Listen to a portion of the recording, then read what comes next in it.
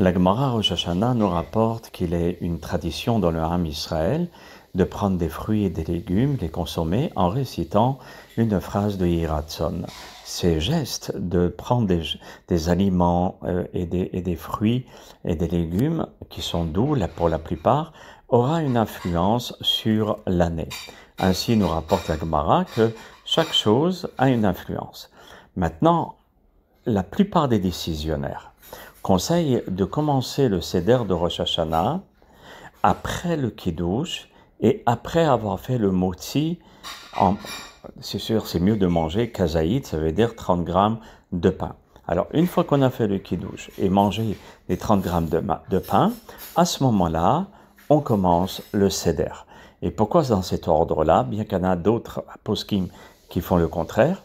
Alors, le raisonnement de la majorité de ces poskim, qui est la majorité des poskim, c'est afin de ne pas créer un doute à propos de la bracha finale. Vous savez, quand on a mangé un aliment, il faut réciter Boré Nefashot ou bien la Haet si c'est un fruit d'Israël. Et là, nos sages sont dans un doute, est-ce qu'on devrait le prononcer ou pas? Vous voyez, parce que comme on a fait le Kiddush, alors il y a un problème de réciter la bracha Acharona.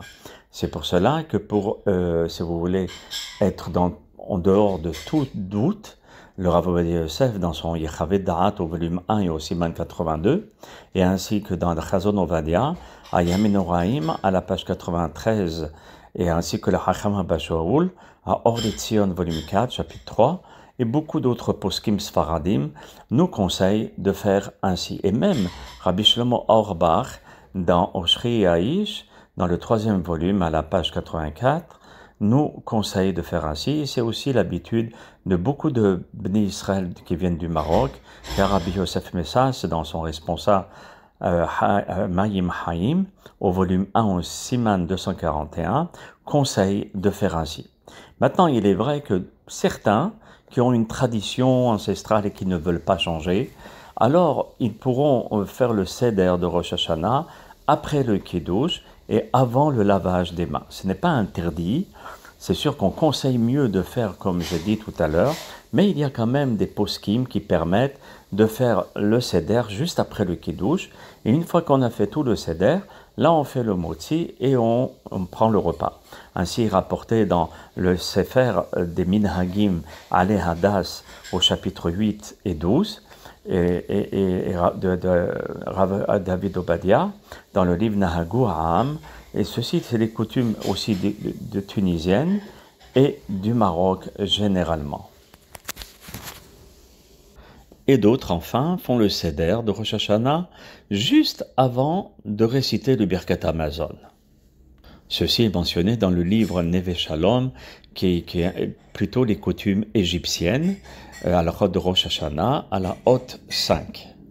Dans tous les cas, il ne faudra pas réciter une bénédiction sur un légume cuit, surtout si on a fait le motzi, où on fait le seder juste avant le Birkat Hamazon.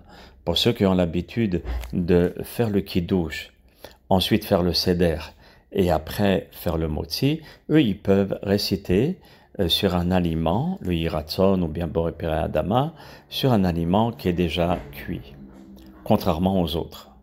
Et enfin, pour finir, Rabbi Yitzhak Yosef Shlita dans le Yalkut Yosef, à la page 29, il dit aussi qu'il y a certains qui ont la coutume de faire le Seder de Rosh Hashanah après le Birkat Hamazon.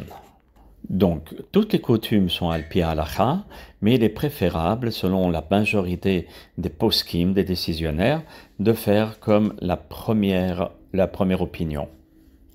Et l'essentiel, c'est d'apporter sur la table toutes sortes d'aliments dont le nom ou bien le goût évoque de bons présages. Et la Gemara nous dit qu'il y aura une influence de cet acte-là du Seder de Rosh Hashanah sur toute l'année. Vous voyez un petit peu des actes apparemment anodins, à combien ils peuvent avoir du poids sur le restant de notre année.